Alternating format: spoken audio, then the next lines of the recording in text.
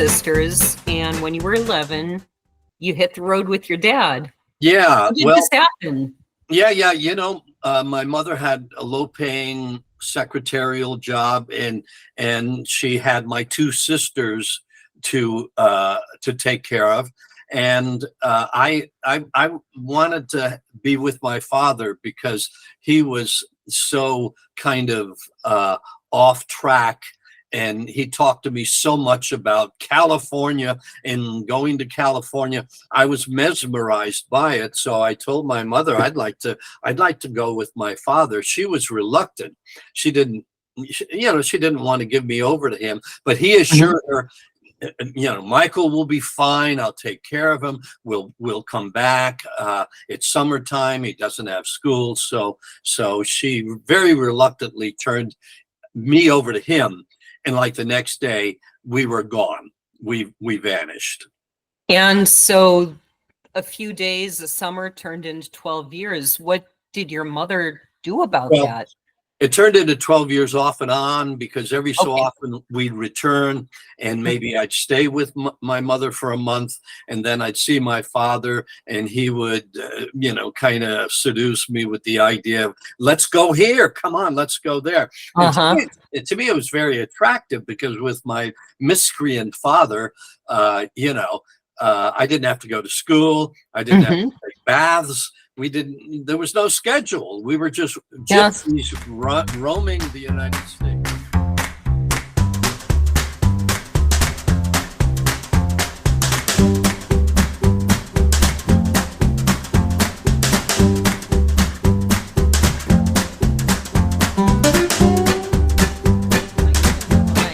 In this reading, at least in the preface, that we don't necessarily want to have an unusual childhood. Yeah.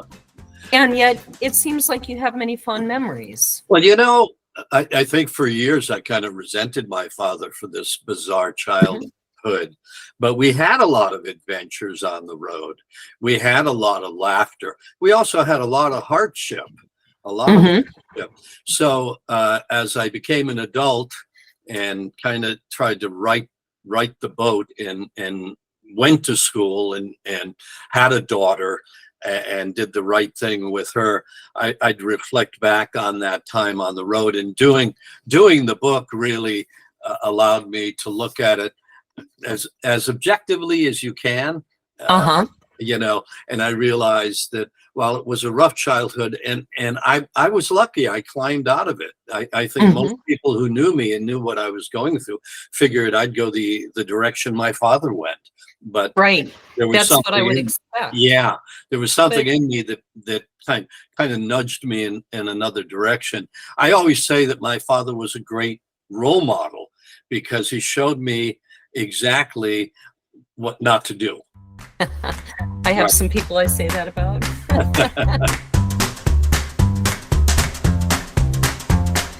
I was so kind of programmed to getting out there, Huck Finn mentality. Yes. Get out there and go, paint half the fence and leave. Right. And having grown up in the Air Force, very different, obviously, than just being a nomad, but similar in that you see a lot of the country, you see a lot of the world.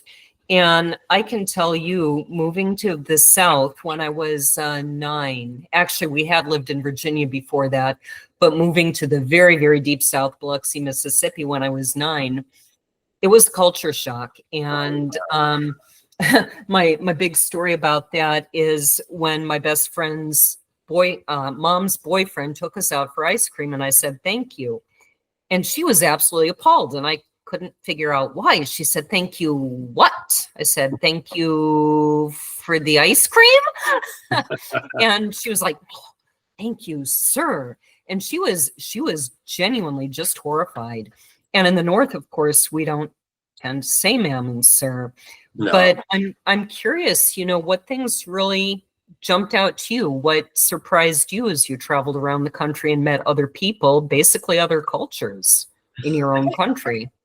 I think the thing that stands out in my mind is kind of how kind strangers were.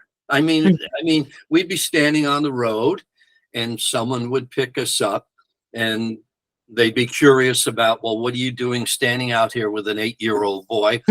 My father was a great BSer, a great con man. He'd give him a story about it. Well, we're trying to get to Denver, where I have a job, and I'm going to send for my wife and my other 2 daughters, but we ran out of money, blah, blah. And there were occasions when these people who would pick us up would actually reach into their pocket and hand us cash and wish us the best of luck. And then my father discovered that going to church rectories were a good way to get shelter for the night, money for food. So he had a script all worked out where he would ring the door of the rectory and ask to see the minister or the priest.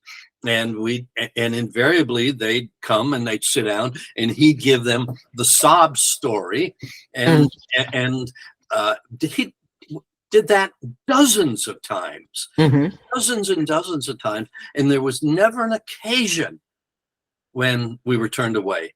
Never.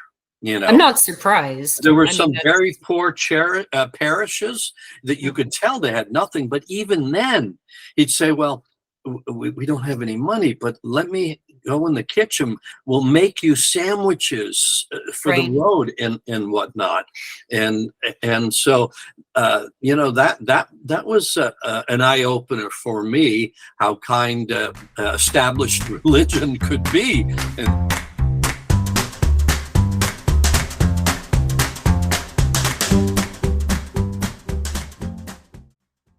Portophobia. Cheers.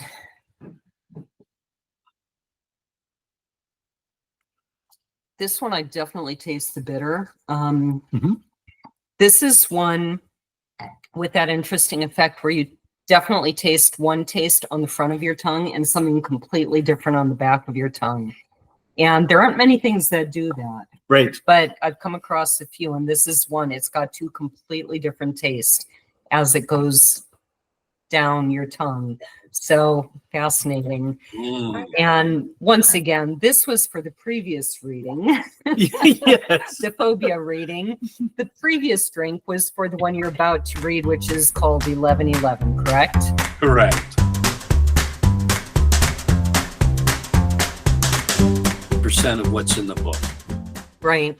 So your newest book is called Pings. I think that's the newest one. Yes, it is. And I'll hold the Awesome. Pigs. Nice. And it's published by Pierian Springs Press, a good publisher. And all the pieces in that are short. As I was going through it, I don't think any are more than 3 or 4 sentences. You're right. In fact, I say that 3 or 4 lines, not even sentences, because 3 or 4 sentences can be a page, So these are typically from especially if you're James Joyce, right? Yeah. Yeah, right. So these are This could be the whole book. these are 3 or 4 lines. So very short. And that was the conceit or the concept of the book, to write 240 pieces, all of which are 1, 2, 3, 4 lines.